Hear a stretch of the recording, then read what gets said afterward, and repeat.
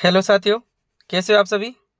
तो देखो 0.3 model paper आ गया है आपका शिक्षण विधियों का। 0.3, 0.1 हो गया है, 0.2 भी हो गया, 0.3 है। साथियों, इस चैनल पर आपको 40 मॉडल पेपर सॉल्व कराए जाएंगे, जिसमें प्रत्येक मॉडल पेपर में 25 प्रश्न हैं जो टीचिंग मेथड से संबंधित शिक्षण विधियों से सारी संपूर्ण शिक्षण विधियां दे रखी हैं साथियों, ऑल सब्जेक्ट की। साथियों, अगर चैनल पर नए हो तो चैनल को सब्सक्राइब कर लें और नोटिफिकेशन को ऑन कर ले ताकि आपको आने वाली वीडियो भी मिल सके। साथियों, रीड से संबंधित सारी चीज़ें इस पे आपको मिलती रहेंगी। शिक्षण विधियों का कोई भी प्रश्न आपका बाहर नहीं जाएगा। इसमें एक 4 प्रश्न सॉल्व कराए जाएंगे साथियों आपके लिए, जिसमें सारे प्रश्न जो एग्जामों में आए हुए हैं, फर्स्ट ग्रेड में, सेकंड ग्रेड में और रीट में, वो हैं। और कुछ और भी प्रश्न न्यू डाले गए हैं बुक्सों से। सारे प्रश्न साथियों वेद हैं, बहुत ही बढ़िया आंसर के साथ में दिए हुए हैं आपके लिए, ऑथेंटिक आंसर है साथियों। कोई कंफ्यूजन हो आपको फिर भी अगर कोई लगे तो आप कमेंट में कमेंट करके पूछ सकते हैं साथियों। देखते हैं आपका पहला प्रश्न आज का। वर्णमाला पढ़ना। देखिए, वर्णमाला पढ़ना और वर्णमाला लिखना में से कौन सा जो कार्य है आप पहले कराना चाहते हैं, मतलब पहले कौन सा कार्य कराया जाता है, या तो वर्णमाला पहले पढ़ाई जाती है या फिर वर्णमाला पहले लिखाई जाती है। तो आपका इसमें सही आंसर हो जाएगा साथियों, पहले हमारा जो कार्य होता है वो पढ़ाने का होता है। किसका होता है? पढ़ाने का होता है। तो पहले वर्णमाला को आपको पढ़ाना होगा, उसके बाद में आप नोट कराइएगा साथियों। तो पहले वर्णमाला पढ़ाने का कार्य किया जाता है। पहला आंसर आपका पहले ऑप्शन के साथ ही हो जाएगा साथियों। अगला प्रश्न है साथियों, बहुत बढ़िया प्रश्न इसमें डाले हुए हैं आपके लिए। आप एक बार जरूर से इस मॉडल पेपर को, संपूर्ण मॉडल पेपर को सोल्व करें साथियों। आपके लिए इसमें से हूबहू प्रश्न ऐसे कैसे छपे मिलेंगे, देख लेना एग्जाम में साथियों। बहुत महत्वपूर्ण प्रश्न डाले हुए हैं साथियों आपके लिए। रीट के लिए ये मॉडल पेपर रामबाण साबित होंगे। सारी शिक्षण विधियों के 25 के 25 प्रश्न आपको यहाँ से देखने को मिलेंगे साथियों। अगला प्रश्न आपका, भाषा का कार्य नहीं है। देखो, भाषा का कार्य नहीं है पूछा है, तो आपका पहला ऑप्शन पढ़ते हैं कि भाषा व्यक्ति को अपने विचारों को बोलकर या लिखकर दूसरों पर प्रकट करने की क्षमता उत्पन्न करती है। भाषा एकता की भावना जागृत करती है। भाषा व्यक्ति को साहित्य से परिचय कराती है। भाषा सामाजिक भावना, निष्पक्ष दृष्टिकोण, अनियमितता, विक्रमबद्धता आदि का विकास करती है। तो साथियों, आपका इसमें नहीं ऑप्शन पूछा है, तो हमारा पहला ऑप्शन तो सही है, दूसरा भी हमारा सही है कि भाषा एकता की भावना को भी जागृत करती है। भाषा व्यक्ति को साहित्य से परिचय कराती है, भी सही है। लेकिन आपका चौथा ऑप्शन है साथियों, इसमें आपका चौथा ऑप्शन गलत हो जाएगा। तो हमारा चौथा ऑप्शन साथियों बिल्कुल सही आंसर हो जाएगा दूसरे प्रश्न में। अगला प्रश्न है साथियों आपका, पाठ्य पुस्तक के चयन में किसका ध्यान रखा जाता है। देखो, पाठ्य पुस्तक के आप जब चयन कर रहे हो तो आपको किसका ध्यान रखा जाना चाहिए? पाठ्य पुस्तक की भाषा शैली कैसी होनी चाहिए, बिल्कुल सही है, इसका ध्यान रखा जाना चाहिए। पुस्तक की छपाई एवं चित्रों के आकार की, उसकी इसका भी ध्यान रखा जाना चाहिए साथियों। विषय वस्तु में मनोवैज्ञानिक एवं तार्किक सिद्धांत, इसका भी ध्यान रखना चाहिए। तो आपके उपयुक्त सभी ऑप्शन है, तो चौथा ऑप्शन आपका बिल्कुल सही आंसर हो जाएगा साथियों। वीडियो पर अगर नए हैं तो चैनल को सब्सक्राइब जरूर करें साथियों, वीडियो को शेयर करें। अगला प्रश्न है आपका साथियों, आप ये जरूर बताएं और कि आपके इसमें से कितने प्रश्न सही हुए साथियों। आपके परीक्षा के अकॉर्डिंग ये प्रश्न आपके लिए कितने उपयोगी हैं ये भी बताएं साथियों।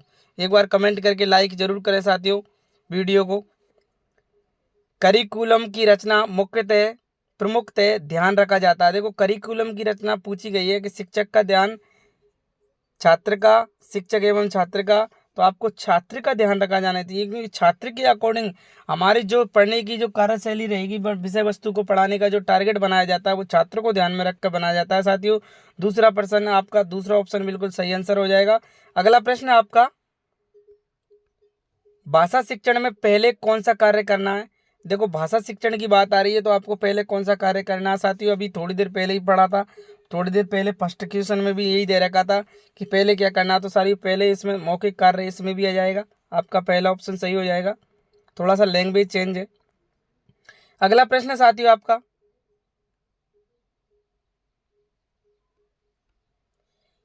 किसी भाषा को पढ़ने और लिखने की उपेक्षा बोलना सीखना सबसे छोटी पगडंडी को पार करना है। ये कथन किसका है? तो आपका ये कथन सही हो जाएगा साथियों, ये किटसन का कथन है। आपका दूसरा ऑप्शन बिल्कुल सही आंसर हो जाएगा साथियों। अगला प्रश्न आपका, लिखित अभिव्यक्ति साधन नहीं है। देखो आपको पूछा है कि लिखित अभिव्यक्ति का साधन निम्न में से कौन सा नहीं है। ऑप्शन जो दिए गए हैं आपको उनमें से कौन सा ऑप्शन नहीं है? पत्र लेखन, आपका लेखन हो जाए, लिखित से अभिव्यक्ति से हो जाएगा, निबंध लेखन भी हो जाएगा, नाट्य लेखन भी हो जाएगा, लेकिन वाद विवाद जो शब्द है इसमें लेखन का कहीं जिक्र नहीं है साथियों। वाद विवाद एक मौखिक चर्चा होती है। ये तीसरा ऑप्शन आपका बिल्कुल सही आंसर हो जाएगा, आपसे नहीं पूछा है। अगला प्रश्न है आपका, सहस्वर वाचन। सहस्वर वाचन का अभ्यास कौन सी कक्षाओं में होता है? देखो सहस्वर वाचन का जो अभ्यास कराया जाता है वो कौन सी कक्षाओं में कराया जाता है? तो छोटी कक्षाओं में किया जाता है साथियों, ताकि छोटे बच्चे सहस्वर वाचन एक दूसरे, जैसे मान लो किसी एक बच्चे को आ रहा है तो दूसरे बच्चा उसकी अकॉर्डिंग नकल करके अनुकरण करके बोल सकता है, सहस्वर वाचन कर सकता है साथियों। इसलिए छोटी कक्षाओं में इसको अधिकतर कराया जाता है। आपका पहला ऑप्शन बिल्कुल सही आंसर हो जाएगा साथियों। अगला प्रश्न आपका, सहस्वर वाचन का अभ्यास कराने के लिए सबसे उपयुक्त साधन है। देखो आपसे साधन पूछा गया है, कौन सा उपयुक्त साधन रहेगा सहस्वर वाचन के लिए? तो आपका सही आंसर हो जाएगा सामूहिक वाचन। आप समूह में अगर सहस्वर वाचन कराना चाहोगे तो ज़्यादा उपयुक्त रहेगा साथियों, और सबसे अच्छा साधन भी आपके लिए यही उपयुक्त रहेगा, सामूहिक वाचन। आप समूह में कराएंगे तो सहस्वर वाचन आपका हमेशा बहुत ही महत्वपूर्ण होगा। आपका अच्छे, आप जो सिखाना चाहते हैं बच्चे उसको सीखने में बहुत ही जल्दी करेंगे और आप बच्चे पूर्ण रूप से उसको सीख जाएंगे। तो सहस्वर वाचन है वो सामूहिक वाचन होता है और सामूहिक रूप से ही कराया जाता है, उसमें आपको उपयुक्त साधन सामूहिक वाचन होगा। अगला प्रश्न आपका, देखो और कहो विधि।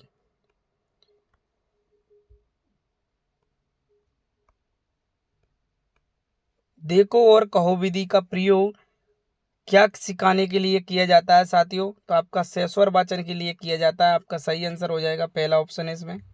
अगला प्रश्न आपका, ध्वनि शब्द एवं वाक्य रचना का ज्ञान हिंदी शिक्षण में किस उद्देश्य के अंतर्गत आते हैं?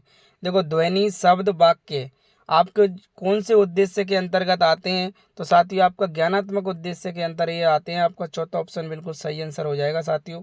अगला प्रश्न आपका, गृह कार्य का मुख्य उद्देश्य है। देखो गृह कार्य का मुख्य उद्देश्य क्या है? पढ़ाए गए पाठ को दोहराने के लिए अवसर देना। आपका बिल्कुल सही आंसर इसमें ये हो जाएगा साथियों, दूसरा ऑप्शन आपका। अगला प्रश्न आपका, मौन वाचन की गति बढ़ाने के लिए क्या करना चाहिए? देखो मौन वाचन की आप अगर गति बढ़ाना चाहते हैं तो आपको अर्थग्राह्यता पे त्वरित होनी चाहिए। आप जितना ज़्यादा जल्दी हो सके उसको देना, मतलब अर्थ ग्रहण करने की वो होनी चाहिए, तभी आपका मौन वाचन बिल्कुल सफल होगा। क्योंकि आप जब पढ़ रहे हो तो आपको अगर पूर्ण रूप से उसका अर्थ याद नहीं होगा तो आपको उसके कोई मतलब ही नहीं है। तो इसके लिए अर्थग्राह्यता में त्वरित होनी चाहिए जब मौन वाचन आपका बढ़ाने के लिए मौन वाचन की गति बढ़ेगी। अगला प्रश्न है आपका, मौन वाचन कब शुरू करना चाहिए? देखो मौन वाचन कब शुरू करना चाहिए, आपसे कक्षा पूछी गई है तीसरी कक्षा से, तो आपका सही आंसर हो जाएगा कि मौन वाचन तीसरी कक्षा से ही शुरू कर देना चाहिए। इसमें शुरू करने की बात कही है साथियों, ये बहुत विवादित प्रश्न है। इसमें शुरू करने की बात कही है, वैसे आपका सही आंसर इसमें छठी कक्षा आएगा। अगर प्रश्न थोड़ा सा और चेंज हो जाए, पूर्ण रूप से कर दे या ऐसे कर दे, मतलब मौन वाचन कब से कंप्लीट करने लग जाते हैं, बच्चों के स्तर से आएगा ये प्रश्न, तो सही से मौन वाचन है वो छठी कक्षा से होता है। कौन सी कक्षा से होता है? छठी से। लेकिन इसमें आपका शुरू की बात कही है तो शुरू आप तीसरी कक्षा से आराम से करा सकते हो। साथ ही आपका पहला ऑप्शन बिल्कुल सही आंसर हो जाएगा इसमें। अगला प्रश्न आपका, मूल्यांकन प्रक्रिया को त्रिकोणात्मक रूप में किसने व्यक्त किया है? तो आपका सही आंसर विलुम हो जाएगा साथियों।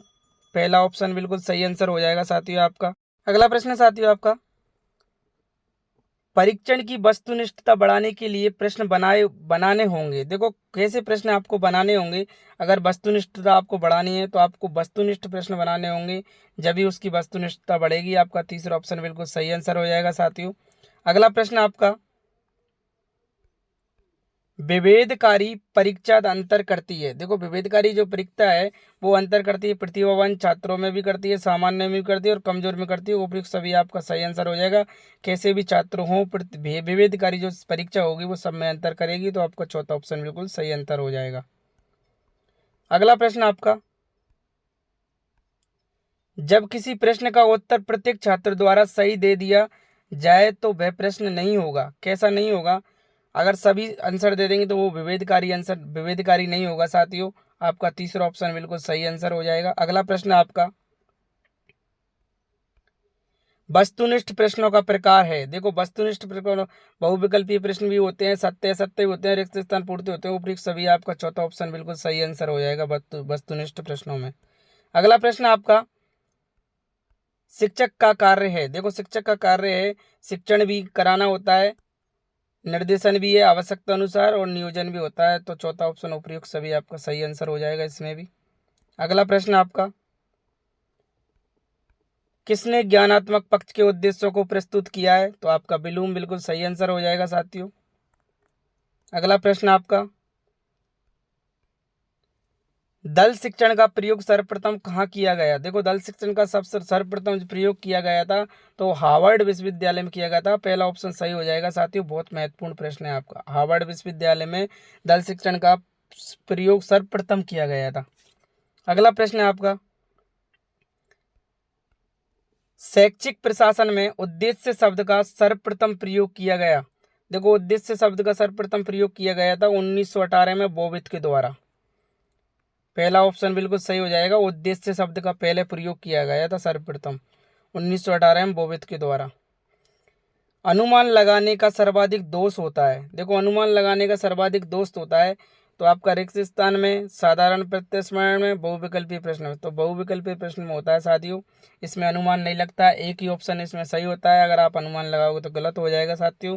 इसलिए सब सर्वाधिक दोष होता है बहुविकल्पीय प्रश्नों में। तीसरा ऑप्शन आपका सही आंसर हो जाएगा। अगला प्रश्न आपका और लास्ट प्रश्न है आज का। साथियों अगर चैनल पर नए हो तो चैनल को सब्सक्राइब जरूर करके जाएं ताकि आपको अगली वीडियो मिल सके साथियों। इस पर 40 मॉडल पेपर डाले जाएंगे। मैं एक बार और बता दूं, जिसमें प्रत्येक मॉडल पेपर में 25 प्रश्न होंगे साथियों और 1000 प्रश्न आपको शिक्षण विधियों के सॉल्व कराए जाएंगे साथियों। इसके बाद में रीड के आपको जीके के पार्ट के भी फर्स्ट भाग के प्रश्न 50 प्रश्नों के मॉडल पेपर भी आने वाले थोड़ी देर में साथियों। वीडियो पर अगर आप वीडियो को पहली बार देख रहे हैं तो चैनल को सब्सक्राइब जरूर करें साथियों, ताकि अगली वीडियो भी आपको टाइम पर मिल सके। आपका लास्ट प्रश्न है आज का, विद्यार्थी विषय वस्तु संबंधित उदाहरण दे सकेंगे किस उद्देश्य की पूर्ति करता है? देखो विषय वस्तु संबंधित उदाहरण दे सकेंगे तो आपको अवबोध कराएगा, ज्ञान अवबोध का ज्ञान होगा साथियों। आपको दूसरा ऑप्शन बिल्कुल सही हो जाएगा, अवबोध होगा। अगर आपको अवबोध है, उस चीज़ के ज्ञान का वो ज्ञान है वो है, तो आप आराम से अवबोध में आ जाएगा आपका। विद्यार्थी अगर विषय वस्तु संबंधित उदाहरण दे सकेंगे, इसका मतलब आपको ये लाइन अच्छे से याद रखनी है। उदाहरण दे सकेंगे उस अवबोध में आता है। आपका कौन से उद्देश्य में आता है? अवबोध में आता है। आपका दूसरा ऑप्शन बिल्कुल सही आंसर हो जाएगा। साथियों आज की वीडियो इतनी है, 25 प्रश्न कंप्लीट हो गए साथियों। धन्यवाद, मिलते हैं अगली वीडियो में।